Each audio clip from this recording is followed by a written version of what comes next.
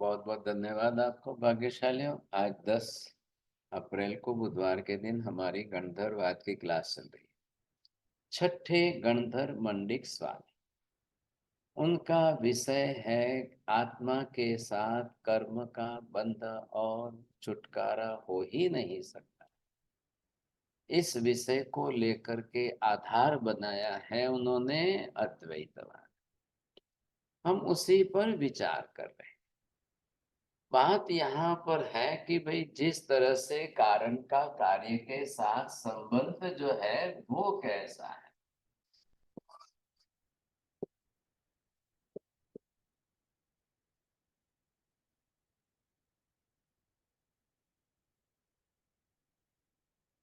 हाँ जी, बोलिए मेहता जी। कारण के रहने पर कार्य अनिवार्य रहेगा या कार्य के रहने पर कारण अनिवार्य रहेगा? अगर कार्य होता है तो कारण होना अनिवार्य है, और कारण होने से भी कार्य होगा वो भी अनिवार्य। बोलिए विपुल जी, आपको क्या लगता है? हमारा सब कारण और कार्य का संबंध एक निरति है। कारण के होने पर कार्य होगा, बिना कारण के कार्य नहीं होगा। देखिए, कारण के होने पर कार्य का होना या कार्य के होने पर कारण का अनिवार्यता, ध्यान दीजिए। दोनों के बीच के संबंध में कहाँ किसके साथ अनिवार्यता चल रही है। बारिश के लिए कारण बादल है, लेकिन बादल होने पर बारिश अनिवार्य रूप से बादल के होने पर बारिश अनिवार्य रूप से होगी ही, ऐसा नियम नहीं है। लेकिन बारिश होगी तो बादल अनिवार्य रूप से होंगे, ये बात है। कार्य के लिए कारण का होना अनिवार्य है, लेकिन कारण के होने पर कार्य हो या न भी हो, ये बात आपको ध्यान में रखनी है। तो अब यहाँ पर जो है हमको ये देखना है, हम किसको कारण बनाए किसको कार्य। अब इन दोनों के बीच में कारण कौन रहेगा, कार्य कौन? इधर देखते हैं हम, आत्मा जो है ये, और इधर देखो तो कर्म, या आत्मा के साथ में इधर आत्मा को देखो और इधर शरीर को देखो। हाँ, अब इन दोनों के बीच में थोड़ा सा कारण कार्य भाव का संबंध अनिवार्य रूप से जोड़ के बताइए। कैसे? आत्मा के होने पर शरीर अनिवार्य है या शरीर के होने पर आत्मा अनिवार्य है? चलिए। महाराज साहब, आपने कहा कि कार्य कारण का वो बताना है, तो मैं ये कहता हूँ आत्मा है तो उसके लिए जो है कारण है, शरीर है तो उसके लिए कारण है आत्मा। लेकिन आत्मा है तो शरीर जरूरी नहीं है, कारण है तो कार्य जरूरी नहीं है। बोलिए, और किसको बोलना है? विपुल जी बोलो। हमारा सब शरीर है तो आत्मा का होना जरूरी है, लेकिन आत्मा है तो शरीर हो या ना हो ये जरूरी नहीं है। चलो ये बताओ कि शरीर के लिए आत्मा कारण है क्या?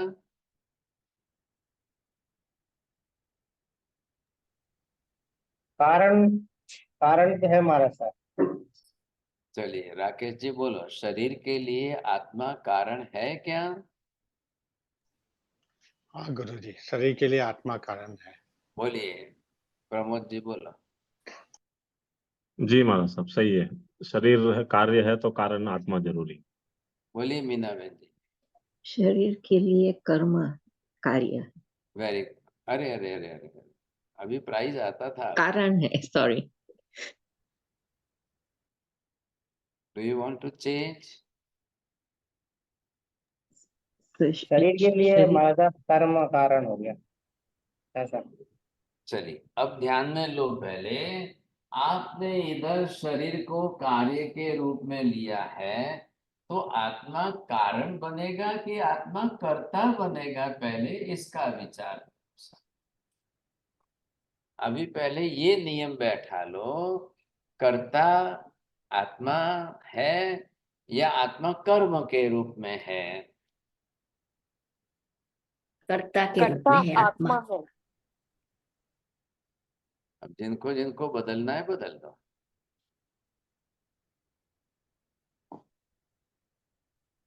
अब कार्य के लिए कर्ता का होना अनिवार्य है कि कार्य के लिए कर्म का होने अनिवार्य है, या कार्य के लिए क्रिया का होना अनिवार्य है? मनीषा बहन जी, आप तो बड़े एक्सपर्ट हैं, बोलिए। मुझे लगता है गुरुजी कार्य के लिए कर्म का होना अनिवार्य है। चलिए साहब, इनका कहना ये है। बोलिए आचलिया जी, बोलो। कार्य के लिए कारण भी चाहिए महाराज साहब। अब इस बात पर थोड़ा सा ध्यान तो देना ही पड़ेगा साहब। अब आप पहले ये देख लो कि भाई, आत्मा के बिना शरीर का अस्तित्व या शरीर के बिना आत्मा का अस्तित्व। अब इन दोनों के बीच में बात जोड़नी तो पड़ेगी ना। लीला बहन जी, बोलना है।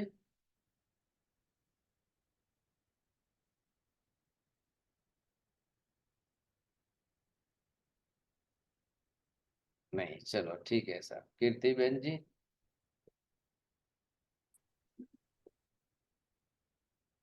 जिसको ना कहना ना हाथ हिला देना बस। ना कहना हो तो हाथ हिला देना, ताकि टाइम बच जाए। तो शरीर के ये, बिना आत्मा का अस्तित्व।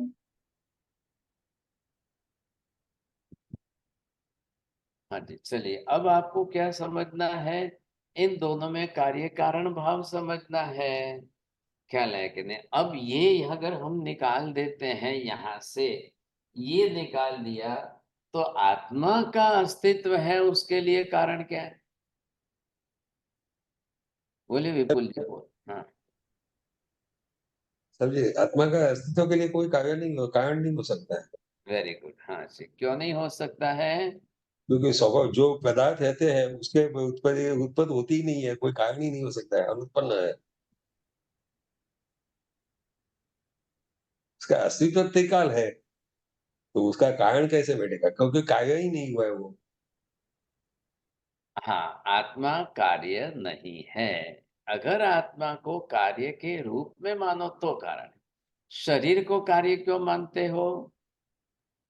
क्योंकि वो बनता है। हाँ, बोलिए बीना बहन जी, बोलना है। तो जिनको जिनको बोलना है वो अपनी तैयारी रखना भाई साहब, समय बचेगा। हाँ जी, शरीर को कार्य क्यों कहना, शरीर को कारण क्यों नहीं कहना, ये बात भी तो आएगी ना साथ में। अंसा बहन, बोलो। क्योंकि ये क्रियाजन्य है, क्रिया हुई है तब शरीर उत्पन्न हुआ है। चलो, इन्होंने क्रिया को बीच में लाया है। प्रमोद जी, बोलिए। महाराज साहब, जो उत्पन्न होगा वो कंपलसरी विनाश होगा, और अस्तित्व है यानी उत्पन्न भी नहीं होता और विनाश भी नहीं होता। भाई साहब, उधर उधर मत जाइए, अभी आप पहले इनको इधर ही शब्द में रखो। मनीषा बहन जी, बोलिए। क्योंकि गुरुजी कारण तो कर्म है और उसका कार्य फिर शरीर हो गया। हाँ, अब देखिए, बात यहाँ पर जो आ रही है कि भाई क्रिया कार्य कारण भाव, ये मानना कि नहीं मानना। अद्वैतवादियों के लिए भी ये प्रश्न पहले आ रहा है। क्या करेंगे आप? क्योंकि आपके विषय में तो सिर्फ एक ईश्वर का ही अस्तित्व है, अन्य किसी पदार्थ का अस्तित्व ही नहीं है। अब ये बताइए कि ईश्वर, ये जो ईश्वर है, क्या ये ईश्वर कारणीभूत है, या ईश्वर स्वयं ही कार्य रूप है, या ईश्वर को स्वयं को क्रिया करनी अनिवार्य है? इनके बारे में जब आप अद्वैत मान रहे हो, ऐसी परिस्थिति में कैसे करोगे? ये जब आपने एक ईश्वर की ही सत्ता स्वीकारी है और एक ईश्वर के सिवाय अन्य किसी की भी सत्ता या अस्तित्व आप स्वीकारने को तैयार ही नहीं हो। जैन महावीर तो ये भी कहने को तैयार है ना, एक द्रव्य के जैसा दूसरा द्रव्य संभव ही नहीं है, इसलिए भी अद्वैत हम कहते हैं। तो दूसरा पक्ष आप मानने को तैयार नहीं हो। आपको यही कहना है कि एक द्रव्य के सिवाय दूसरे द्रव्य का अस्तित्व ही नहीं है, इसलिए अद्वैत है। अब ये ईश्वर आपके लिए कारणीभूत है, कार्य रूप है, क्रिया रूप है, किस रूप में है? अरे ये बात समझ में पहले मेहता जी बोलिए। हाँ, जी सर, जी आपने फरमाया कि अगर आप एक ही ईश्वर में अद्वैत में मानते हो, तो ईश्वर को आप कारण मानते हो या ईश्वर को कार्य मानते हो या क्रिया मानते हो? इसमें से डिफ़िकल्टी ये होगी कि अगर ईश्वर को एक को ही मानते हैं तो न कारण भी मान सकते हैं, क्योंकि कारण मानने जाए तो कार्य मानना पड़े, तो वापस अद्वैत आ जाए, अद्वैत का नाश हो जाएगा, अद्वैत नहीं रहेगा। ये बड़े चतुर है भाई साहब। ईश्वर को अद्वैत मान करके ईश्वर को पूरी सृष्टि का कारण मान रहे हैं। अब ये पूरी सृष्टि जो बन रही है, तो पूरी सृष्टि जो है ये कार्य रूप है, और कार्य के रूप में है, तो फिर कारण ने क्रिया की है या ईश्वर ने क्रिया की है, या ईश्वर के सिवाय व्यतिरिक्त अन्य कोई कारण है कि जिसने क्रिया की? तो ईश्वर को क्रिया करता भी मान रहे हो, ईश्वर को कारण रूप में भी मान रहे हो, और ईश्वर के द्वारा जो कार्य किया गया उसी को आप सृष्टि कह रहे हो। अब ऐसी स्थिति के अंदर इस सृष्टि का सर्जन, अब आप ये अगर सर्जन भी स्वीकार रहे हो, तो या तो ये स्वीकार हो कि ईश्वर के बिना सृष्टि का सर्जन है, वो भी इनको नहीं मानना है। तो ईश्वर के बिना अगर वो सृष्टि का सर्जन मान ले, तो हो गए नास्तिक मिथ्यात्व। ये भी मंजूर नहीं है। लेकिन आप बिना ईश्वर के सृष्टि को कार्य रूप में मानोगे तो दो का अस्तित्व हुआ कि नहीं हुआ? दो द्रव्य का अस्तित्व हुआ कि नहीं हुआ? फिर आप क्या करोगे? क्या ईश्वर स्वयं के जैसा दूसरा ईश्वर बनाता है? क्या वही ईश्वर अपने जैसा दूसरा ईश्वर बनाता है कि जिसमें दोनों में एक सरीकी समानता रहे, और पूरी सृष्टि को भी आप ईश्वर ही कह दो साहब? क्या ये ऐसा कहना है आपका? क्या ये उचित होगा? तो एक ईश्वर को दूसरे ईश्वर को बनाने की आवश्यकता क्यों पड़ी? लेकिन आपको ईश्वर का भी अस्तित्व नहीं छोड़ना है, और आपको सृष्टि का सर्जन भी नहीं छोड़ना है, और ईश्वर के व्यतिरिक्त अलग से सृष्टि का सर्जन हो जाए ये भी आपको मान्य नहीं है, और सृष्टि का सर्जन ईश्वर के बिना हो जाए ये भी आपको स्वीकार्य नहीं है, और ईश्वर होते हुए सृष्टि का सर्जन न करे ये भी आपको स्वीकार्य नहीं है। अब क्या करना साहब? अरे ये बात थोड़ी कोशिश करना समझने की। ये दार्शनिक पक्ष है तो इनके तो सिर्फ लॉजिक तर्क ही चलेंगे साहब। पूरे गणधरवाद के अंदर लॉजिक के बिना कोई दूसरा तरीका ही नहीं है। लॉजिक उसका जो तर्क देंगे उसका काउंटर आर्ग्यूमेंट, एक आर्ग्यूमेंट उसका काउंटर आर्ग्यूमेंट, इसी पर चल रहा है पूरा गणधरवाद। पूरा चलेगा। अब कितने बरस चलेगा मुझे मालूम नहीं। हो गए कितने बरस हो गए विपुल जी? आज यहाँ हम छठे गणधर तक आए हैं। 200 कितनी 59वीं क्लास आई। चलो जो है सो है, समझेंगे नहीं। चले जिनको रस रुचि हो वो बरोबर रस लेना इसमें। ख्याल आया? अब इस परिस्थिति के अंदर क्या करना है? देखिए सभी दर्शनों का विषय जो है आएगा गणधरवाद के अंदर। सब दर्शनों की बात आएगी, एक भी दर्शन बाकी रहने वाला नहीं। दुनिया का एक दर्शन बाकी नहीं रहेगा, क्योंकि 11 गणधर है। 11 गणधरों के 11 विषय है। 11 विषय में पूरी दुनिया के सब विषय आ गए, और पूरी दुनिया के सब विषयों का विचार जिन जिन दर्शनों ने किया उन दर्शनकारों के साथ में दार्शनिक चर्चा है ही इसी का नाम गणधर। समय लगेगा, ये बात निश्चित है, क्योंकि तर्क के साथ में जो है प्रश्नोत्तरी जो चलेगी, सब आर्ग्यूमेंट और काउंटर आर्ग्यूमेंट। और आप लोग भी अगर दार्शनिकता के अंदर बौद्धिक शक्ति, अपनी क्षमता बढ़ा करके जब आप समझोगे, तो आगे चल करके जो सच्चाई सामने आएगी, सत्यता की क्लैरिटी जितनी बनेगी, वो आपके सम्यक दर्शन के लिए अत्यंत उपयोगी, बहुत उपयोगी बने।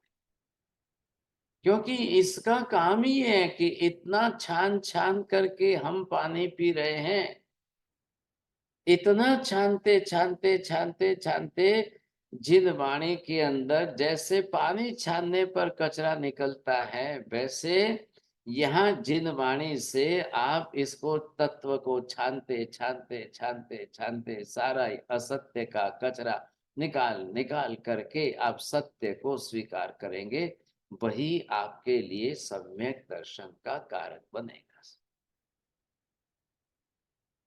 इसलिए इसमें कंटालना नहीं है, अरुचि नहीं लगानी है, छोड़ नहीं देना है। कठिन लगे तो मेहनत ज्यादा करिए साहब, ख्याल है कि नहीं? थोड़ी मेहनत ज्यादा करिए। मैं ये मेहनत इसलिए कर रहा हूँ, बुला रहा हूँ, पूछ रहा हूँ, आपको घुटा रहा हूँ। मैं भी समझता हूँ थोड़ा आपको इसमें 1 घंटे के अंदर थोड़ा कम मिलता है, तत्व आधा ही मिलेगा साहब, लेकिन जितना घूटा जाएगा उतना आपको ज्यादा फायदे में। ख्याल आया कि नहीं? सबको, मैं किसी को भी कह रहा हूँ, भाई पद्धति यही है और इसके सिवाय दूसरा विकल्प नहीं है। इसलिए कोई अपने अपने तरफ से मन में ये विचार करो कि क्या मिल रहा है, क्या समझ में आ रहा है, कितना पाठ हो रहा है, थोड़ा ही हो रहा है, आधे घंटे का भी नहीं मिलता है, क्या होता है। मैं हाथ जोड़ के क्षमा चाहता हूँ, विनंती करता हूँ, जिनको रस रुचि हो वो ही अभ्यास कर। नहीं तो ग्रंथ पुस्तकें पढ़े हैं, अवेलेबल है, गणधरवाद के ऊपर भी, आप उससे भी अभ्यास कर सकते हो, मुझे कोई ऐतराज नहीं है। लेकिन आपको ये लगेगा कि अरे इसमें ऐसा कोई तरीका, ये पद्धति, भाई किसी को पसंद आए ना आए, मैं कुछ नहीं कह सकता हूँ, लेकिन सबको समझाने के लिए जो मुझे कोशिश करनी पड़ती है, वो मेहनत मैं कर रहा हूँ। इतना आसान नहीं है भाई साहब, इतना इतना आसान नहीं है कि फट फट फट फट फट फट बोल करके मैं चला जाऊं और आप लोग समझ जाओगे, इतना संभव। एक तरफ आपको यथार्थ सत्य समझना, एक तरफ आपको अंतिम सत्य स्वीकारना, एक तरफ केवल ज्ञानियों की, सर्वज्ञों की अंतिम सत्य की बात आपको गले उतारनी है। और फिर वो जितनी असत्य के साथ टकराई हुई है, मिली हुई है, उन असत्यों से भरी पड़ी हुई बातों को फिर हम निकाल निकाल करके उसमें से लेंगे, तब तो भाई साहब ये परिश्रम अनिवार्य है, फिर तो इसके सिवाय दूसरा विकल्प नहीं। तो यहाँ पर जो है कार्य कारण भाव का संबंध है, और कार्य कारण भाव के अंदर मात्र कार्य का कारण हम समझ लें। आज जैसे आप लोग बोल रहे हैं कि भाई आत्मा शरीर के लिए कारणभूत है, मैं ये कह रहा हूं कि मात्र कारण रूपी हो तो कैसे चलेगा? तो यहाँ पर कारण भी अनिवार्य है, क्रिया भी अनिवार्य है, कार्य भी अनिवार्य है। जब इनको काउंटर आर्ग्यूमेंट में प्रश्न पूछा जा रहा है कि आप ईश्वर को कर्ता ही मान रहे हो, तो ना कहिए आपके ईश्वर कर्ता नहीं है, या ईश्वर कारणीभूत नहीं है, ये ना कहिए, या ईश्वर कोई क्रिया करता ही नहीं है, ये ना कहिए। अगर आप स्वीकार करते हो कि जी हाँ ईश्वर क्रिया करता है, तो बताइए ईश्वर सशरीरी है कि अशरीरी है, सकर्मी है कि अकर्मी है, सदेही है कि अदेही है? क्या हाथ पैर बिना के ईश्वर अपनी तरफ से सर्जन सृष्टि का कर सकते हैं? बिना क्रिया करने वाली आत्मा वो संसार में कुछ भी सर्जन कर दे, ये संभव है?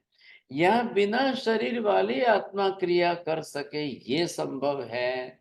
चलो भाई मान लो शरीर नहीं मानते हो, तो क्या ईश्वर के शब्द को, ध्वनि को मान रहे हो कि जिससे सृष्टि का सर्जन हो गया?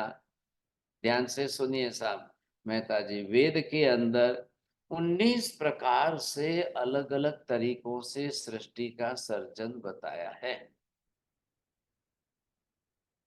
और उसमें एक बताया है ओंकार की ध्वनि से भी सृष्टि का सर्जन हो गया। मैं सिर्फ आपको थोड़ी सी जानकारी दे दूं बीच में कि 2001 के साल में जब मैंने पुणे यूनिवर्सिटी से पीएचडी की थी तो इसी विषय पर की थी, ख्याल आया। तो मैंने भी अपनी तरह से काफी विस्तार से लगभग जो है 600-700 प्रिंटेड पेज, मतलब मेरे हाथ के लिखे 1200 पेज का मैंने आर्टिकल, ये रिसर्च पेपर थीसिस लिखा था, और फिर वो वहाँ से पीएचडी हुई थी पुणे यूनिवर्सिटी से। तो मैंने इतना अभ्यास किया था, तो मेरे को ये अभ्यास और इस अभ्यास के सारे तथ्य जो है वो आज भी मेरे साथ है, तो मैं इसलिए आपको इतना गहराई से समझा भी सकता हूँ। मैंने अभी तक जो है कहीं पर एक भी गणधरवाद की क्लास नहीं देखी साहब। इतनी क्लासें सबकी चल रही है, इतनी क्लासें चल रही है, लेकिन मैंने कहीं पर भी नहीं देखी। इसलिए ये बात तो आप समझ लीजिए कि समय तो लगेगा, लेकिन समय लगेगा वो आपके लिए चिंता का विषय नहीं होना चाहिए। समझ में आ रहा है और सत्य छान छान करके हमको मिल रहा है, इसमें आपको आनंद आना चाहिए। तो बात क्या चल रही है यहाँ पर? क्या हम पहले ही आत्मा का अस्तित्व स्वीकारें या आत्मा के पहले शरीर का अस्तित्व स्वीकार लें? ये बात को आप पकड़ सकते हो। अभी ये भी विषय ध्यान में रखना, ऐसे ही नहीं छूट जाएगा। बताइए आप कि शरीर पहले है कि आत्मा पहले है? कर्म पहले है कि आत्मा पहले है? आप ये इन दोनों को विषय विचार करिए, पहले कौन है? उद्गल द्रव्य ये पहले है कि आत्मा पहले है? इनके बारे में आप क्या सोचोगे? बोलिए साहब, प्रमोद जी बोलो। शरीर और आत्मा में, आत्मा है तो ही शरीर बनेगी महाराज। अभी और प्रश्न किसका चल रहा है? ये काल की अवधि से पहले का शब्द मतलब क्या होगा इसका? विपुल जी बोलो। काल की दृष्टि से महाराज साहब सर्वप्रथम कौन, मतलब आत्मा ही सबसे पहले है महाराज साहब। और अगर आत्मा पुद्गल में देखे जाए तो फिर उसमें अंतर नहीं कर सकते, क्योंकि दोनों द्रव्य ही मौजूद है। जब आत्मा थी तब पुद्गल था कि नहीं था? जब आत्मा थी तब कर्म था कि नहीं था? जब आत्मा थी तब शरीर था कि नहीं था? खदान के अंदर सोना था तब मिट्टी थी कि नहीं थी? खदान के अंदर जो है डायमंड बना, हीरा मोती बना, तब उस समय वहां पर मिट्टी कंकड़ रेती पत्थर कुछ थे कि नहीं थे? अब भाई साहब खदान किसको कहते हैं? या तो ना कह दीजिए भाई, मिट्टी पत्थर कंकड़ सबका निषेध करोगे तो खदान कहाँ थी फिर? तो खदान ही नहीं थी तो क्या हीरा है, सोना है, ये कोई आकाश में पैदा हुए क्या? ये कहां से आकाश में पैदा हुए? अगर आत्मा के पहले पुद्गल द्रव्य ही नहीं था तो शरीर कैसे बना? तो कर्म कैसे बना? अब पहले पीछे के काल का प्रश्न है क्या बड़ा महत्व का? महावीर कह रहे हैं आत्मा और कर्म, आत्मा और शरीर, आत्मा और पुद्गल। आप इधर देखिए, कर्म और शरीर इनके अंदर तो ये प्रक्रिया अलग हो गई, पुद्गल के अंदर जो है अलग हो गया। पुद्गल जो है मूलभूत द्रव्य है और शरीर और कर्म उसकी पर्याय है। वो द्रव्य नहीं है, द्रव्य की बनी हुई पर्याय है। बोलिए राकेश जी। शरीर और कर्म आत्मा की और पुद्गल की पर्याय है। अरे भाई साहब, आत्मा क्यों बीच में लाया? बोलिए मीना बहन जी बोलो।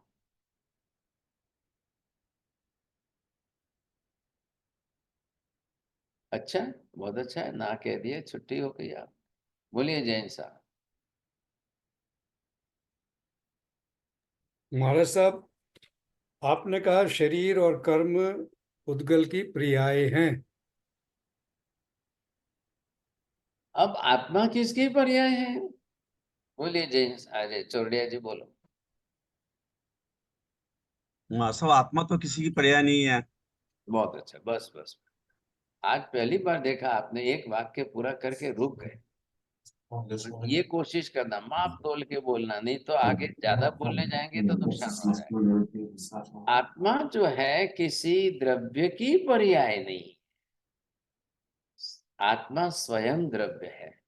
यही प्रश्न उनको पूछा जा रहा है, भाई साहब ईश्वर स्वयं द्रव्य है कि पर्याय है?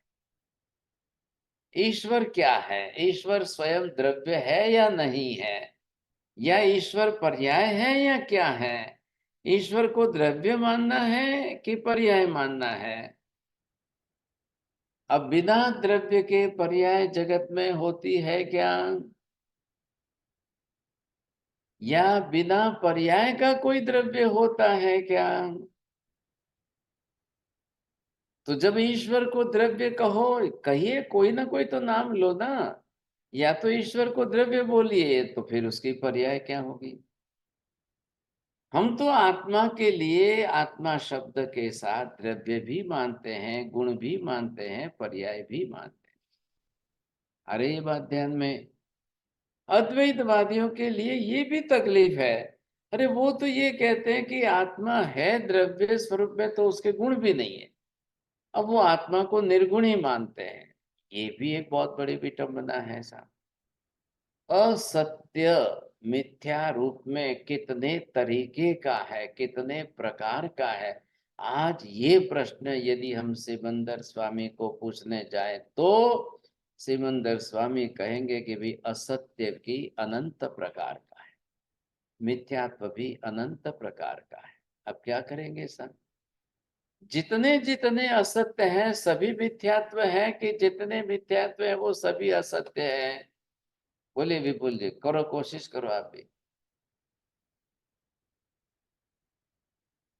ये छोड़ के मत जाओ ना, ऐसे क्यों करते हो? चलो बोलिए साहब, फिर किसको पूछूं मैं? ऐसे छोड़ के चले जाओगे तुम। बोलिए प्रवीण जी, आपने भी क्यों बंद करके रखा है? रस रुचि है तो खुला रखो। चलो बोला आशा बहन जी। जितने असत्य है वो मिथ्यात्व है। अरे भगवान, चलो अब किसको बोलना है? चलो मेहता जी और बोलो जी। मिथ्यात्व असत्य ही या जितने असत्य है उतने मिथ्यात्व है, ऐसा नहीं है। कि असत्य मिथ्यात्व संकित होने के बाद में भी थोड़ा असत्य तो रहता ही है, उसकी मान्यता सही है। अरे भाई साहब देखो देखो देखो, जितने असत्य हैं तो संसार के अंदर लौकिक व्यवहार के सब असत्य आ गए। एक छोटे बच्चे ने असत्य बोल दिया, वो मिथ्यात्व है क्या? नहीं है। आपने व्यापार में असत्य बोल दिया, 2 रुपए की चीज के 10 रुपए बोल दिया, वो मिथ्यात्व का है? अरे वो सब रहने दो ना, संसार के लौकिक व्यवहार के असत्य। जितने मिथ्यात्व है वो निश्चित असत्य है, लेकिन जितने असत्य हैं सभी मिथ्यात्व नहीं है। अरे ये बात ध्यान में। अब वो मिथ्यात्व किसको कहेंगे आप? फिर बोलोगे नहीं नहीं नहीं ये सब असत्य है, उसको क्या कहना है? ये असत्य लौकिक व्यवहार के, उसको असत्य को मिथ्यात्व के साथ मत जोड़िए। ख्याल आया कि नहीं?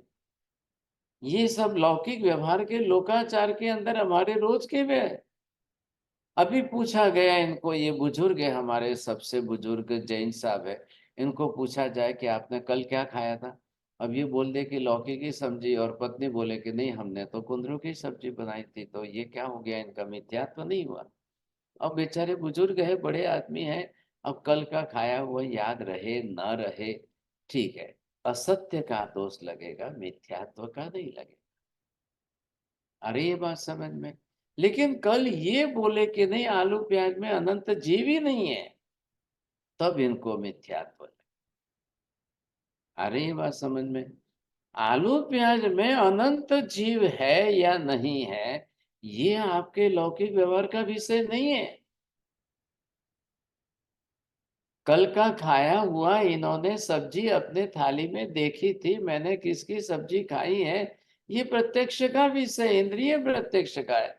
आलू प्याज में अनंत जीव है, ये इंद्रिय प्रत्यक्ष का विषय नहीं है, ये केवली वचन का विषय, सर्वज्ञ के वचन के सिद्धांत का विषय है। उसको आप इधर उधर मत करिए। आप अगर ये बोल दिए कि आलू प्याज में अनंत जीव नहीं है, अब उसका प्रायश्चित आपके लिए 1000 गुना है। लेकिन कल इन्होंने लौकी की सब्जी के सामने तुरी की सब्जी बोल दिया तो उसका कोई लंबा प्रश्न नहीं रहता है। तो ये लोकाचार के व्यवहार के विषय हमारे बहुत से है, बहुत से है, रहेंगे, चलेगा, कोई ना नहीं है। लेकिन अब ये बोल दे भाई साहब कि आत्मा सर्वप्रथम निर्गुण है, गुण ही नहीं है उसके अंदर। अरे भगवान भला हो आपका, जब आत्मा के अंदर गुण ही नहीं है तो कहां से आएंगे गुण? बाहर से आएंगे क्या? आएंगे ये ज्ञान दर्शन आदि गुण कहाँ रहते हैं? गुण है, गुण कभी द्रव्य के आश्रय के बिना रह ही नहीं सकता है। अनिवार्य रूप से गुण आधे हैं, द्रव्य आधार रूप में है, आधार आधे का अनिवार्य संबंध रहता ही रहता है, तो ही वो गुण है और द्रव्य है। फिर स्वद्रव्य के गुण छोड़, स्वद्रव्य को छोड़कर अन्यत्र कभी रह ही नहीं सकते। ये त्रिकाल नित्य शाश्वत सिद्धांत को आप क्यों तोड़ते मरोड़ते हो? आत्मा के ज्ञान दर्शन आदि गुणों को, ये तो ज्ञान दर्शन आदि आप भी स्वीकारते हो, तो ये गुण जो है आत्मा को छोड़कर दुनिया में बाहर कहाँ रहेंगे? और जहां रहेंगे वो आधारभूत आश्रय स्थान बनेगा, तो वो दूसरा द्रव्य हुआ कि नहीं हुआ? तो फिर दो द्रव्य की आपत्ति आ गई, फिर आपका अद्वैत पना गया, फिर द्वैत पना आया। ये आपके सिर पर बहुत बड़ी विटंबना आएगी। आत्मा को पहले आप निर्गुण मानने की बात क्यों करते हो? तो क्या ईश्वर सर्वथा निर्गुण है? और ईश्वर निरंकुर निर्गुण होकर वो ईश्वर सृष्टि की रचना करते हैं? वैसे ईश्वर सृष्टि की रचना करते हैं या सगुण ईश्वर सृष्टि की रचना करते हैं? ये दोनों बात पहले। तो फिर ईश्वर सगुण और निर्गुण दो अलग अलग हैं कि एक ही की दो पर्याय है? आगे विपुल जी बोलिए, समझ गए आप पहले? जी महाराज साहब, ईश्वर तो सगुण ही है महाराज साहब। अरे भाई, मैंने आपको निर्णय तक थोड़ी पूछा है, ये क्या बात कर दी आपने? मैंने आपको निर्णय देने के लिए, आप जज बैठे हैं क्या? दो आपने पक्ष पूछा महाराज के। साहब ईश्वर सगुणी है या निर्गुणी, इस प्रकार से आपने पूछा। अरे भाई, सगुण ईश्वर अलग है, निर्गुण अलग ईश्वर अलग है, कि दोनों एक ही है? आप दो अलग अलग मानने जाओगे तो फिर द्वैत बना आ जाएगा, अद्वैत बना आपका चला गया फिर तो। अरे पहले आप अपना सिद्धांत जो पकड़ते हो वो स्थिर रखना पड़ेगा। अब आपने अपने सिद्धांत को अंतिम सत्यात्मक बनाया कि नहीं बनाया?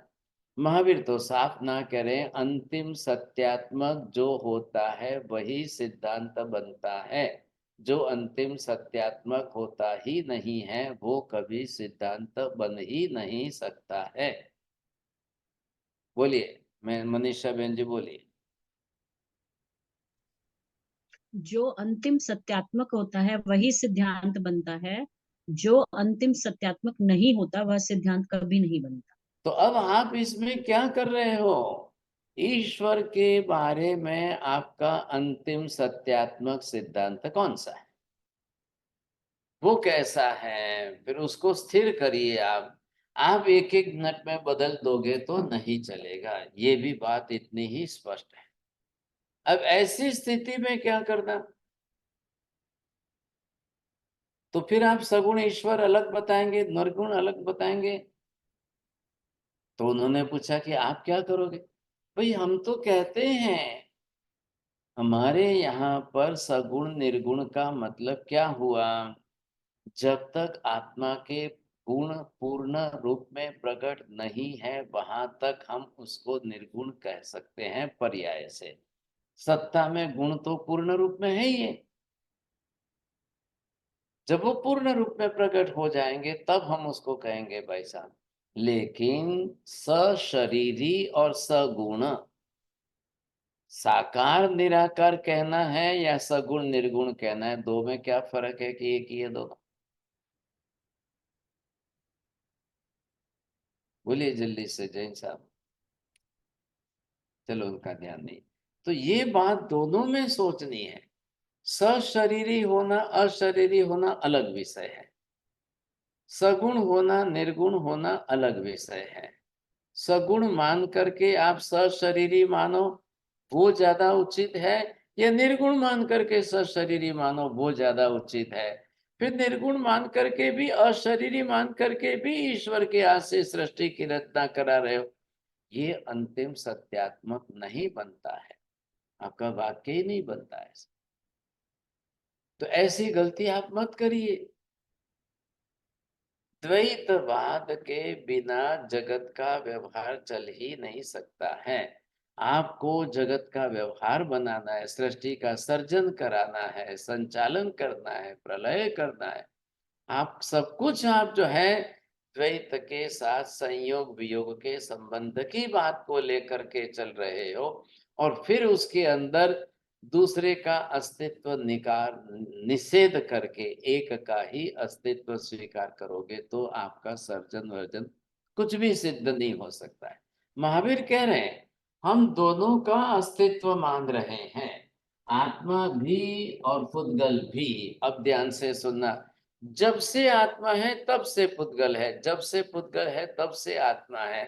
एक का भी अस्तित्व पहले पीछे का शब्द प्रयोग हम नहीं कर सकते हैं। बोलिए प्रमोद जी, आ गई बात ध्यान में? जी महाराज साहब, पुद्गल और आत्मा दोनों का एक साथ अस्तित्व है, कोई आगे पीछे नहीं। जब से आत्मा का अस्तित्व है तब से पुद्गल का अनिवार्य, जब से पुद्गल का अनिवार्य है तब से आत्मा का है। अच्छा बताइए साहब, दो के अस्तित्व को स्वतंत्र स्वीकारने से एक के कारण दूसरे को धक्का लग जाएगा? आत्मा के अस्तित्व के साथ पुद्गल का भी अस्तित्व मानने से क्या आत्मा के अस्तित्व का नाश हो जाएगा? क्यों होगा? कैसे होगा? आत्मा आत्मा के रूप में, पुद्गल पुद्गल के रूप में, दोनों का अस्तित्व बरोबर है। आत्मा कभी पुद्गल पदार्थ के अस्तित्व का लोप अभाव या नाश कर ही नहीं सकती है, और पुद्गल कभी भी आत्मा के अस्तित्व का लोप अभाव या नाश कभी कर ही नहीं सकती है।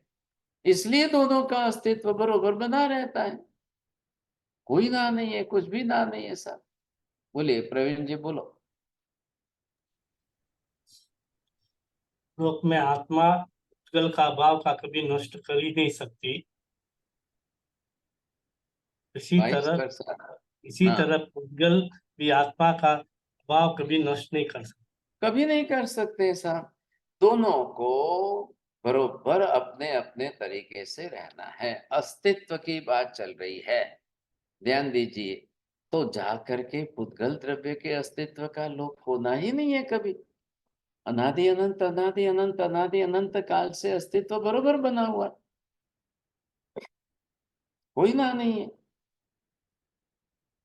किसको धक्का लग रहा है? अन्य द्रव्य भी है, लेकिन महावीर ये कह रहे हम पुद्गल के जैसा आत्मा को द्रव्य रूप में नहीं मानते हैं, और आत्मा के जैसा पुद्गल द्रव्य ऐसा नहीं मानते, इसलिए अद्वैत भी बना हुआ है। इसके जैसा वो नहीं है, पुद्गल के जैसे आत्मा नहीं है, आत्मा के जैसा पुद्गल नहीं है। और भी कह रहे हैं भाई आकाश भी है, धर्मास्तिकाय भी है, अधर्मास्तिकाय भी है, और कोई किसी से निर्मित नहीं है। आपकी तकलीफ ये है कि ईश्वर से आप सृष्टि का सर्जन मानने जाते हो, तो सृष्टि तो पुद्गल स्वरूप है, परद्रव्य स्वरूप है। ईश्वर स्वद्रव्य स्वरूप ही सृष्टि का सर्जन नहीं कर रहे।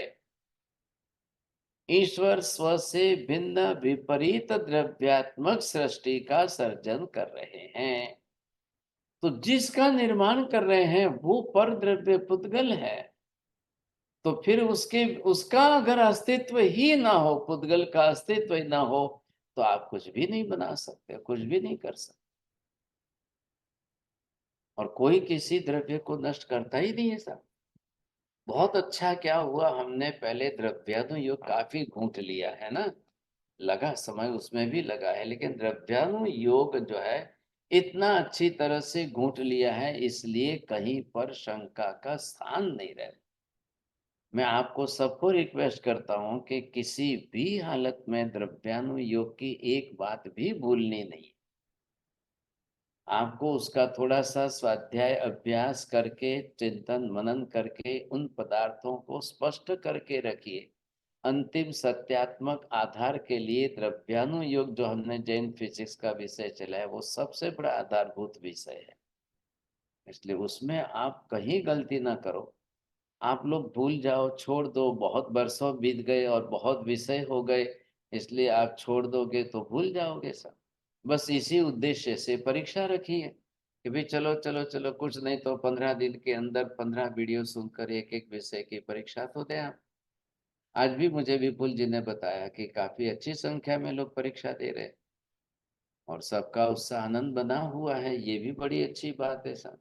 अब जिनको जिनको भाई अकेला वीडियो सुनना है उससे चलो, या जिनको प्रिंट मीडिया के रूप में लिखा हुआ चाहिए तो वो भी भेजो। और भी कोई भाग्यशाली अपनी तरह से प्रयत्न कर सकते हो तो लिखिए।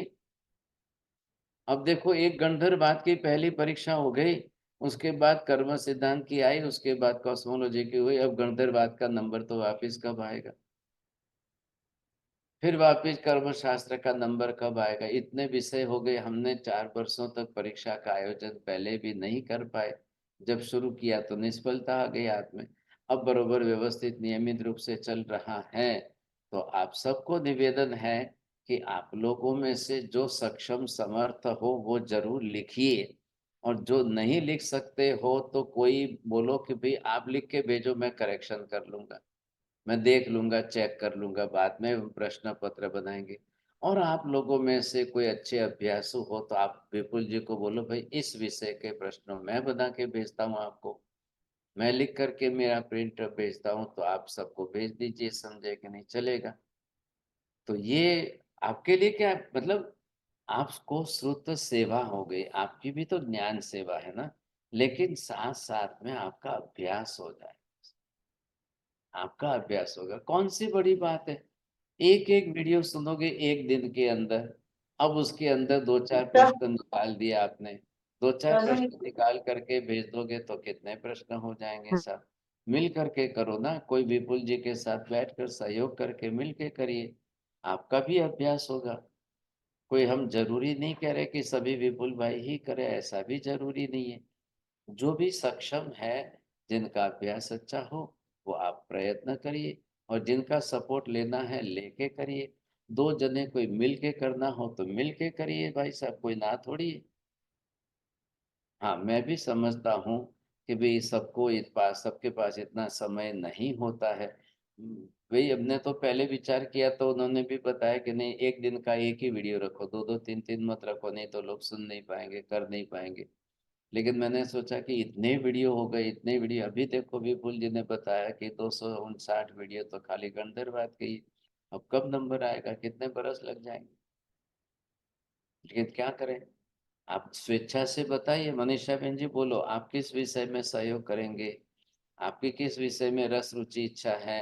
हंसा बहन, आपकी किस विषय में रस रुचि इच्छा है? आप भी प्रश्न पत्र बना सकते हो, आप भी कुछ नोट्स लिख करके भेजो तो वो सबको जाएगी, इसमें क्या बड़ी बात है? करिए सहयोग सब मिल करके अपनी तरफ से, श्रुत सेवा है ना, आपका भी अभ्यास होगा, बढ़ेगा। बोलिए मीना बहन जी, आप किस विषय पर चाहते हैं? आपने हाथ उठाया है, मैंने कहा बहुत अच्छी बात। Marsdev, I had a question. अच्छा, Sometimes you say that darshan is a philosophy, sometimes as a belief, and sometimes as a vision. yes, there are the different meanings of the darshan. Sometime in the sense, the darshan word, you see, it is limited, no doubt, but having the different meaning. Right. कहलाया। आप मंदिर Because I always considered right our when language more descriptive than the English, you know, but I guess when you will go to the temple, you will take the darshan, so that you will use the darshan. But darshan shastra, if you will say that, there will be the meaning of the philosophy. And here we are using that avadhi darshan, keval darshan to see the things. तो ये तो आने ही वाला है ना, because of the language. thank you. नमो हरियंताणं नमो सिद्धाणं नमो आयर्यणं नमो वज्रायणं नमो लोहे सर्वसाहुणं एषु पंच नमोकारो सर्वपापप्रणाशनं मंगलानं च सर्वेषां परमं हवै मंगलम् मंगलम भगवान वीरो मंगलम गौतम प्रभु मंगलम स्थूलिभद्राज्ञा जैन धर्मोस्तु मंगलम चत्तारि मंगलम अरिहंता मंगलम सिद्धा मंगलम साहु मंगलम केवली पन्नतो धम्मो मंगलम चत्तारि लोकोत्तम अरिहंता लोकोत्तम सिद्धा लोकोत्तम साहु लोकोत्तम केवली पन्नतो धम्मो लोकोत्तम चत्तारि शरणं पवज्जामि अरिहन्ते शरणं पवज्जामि सिद्धे शरणं पवज्जामि साहु शरणं पवज्जामि केवली पन्नतं धम्मं शरणं पवज्जामि सर्वमङ्गलमाङ्गल्यं सर्वकल्याणकारणं प्रधानं सर्वधर्माणां जैनं जयति शासनम्। धर्म लाभ बहुत बहुत आशीर्वाद। नमस्ते मधुमिना वंदामि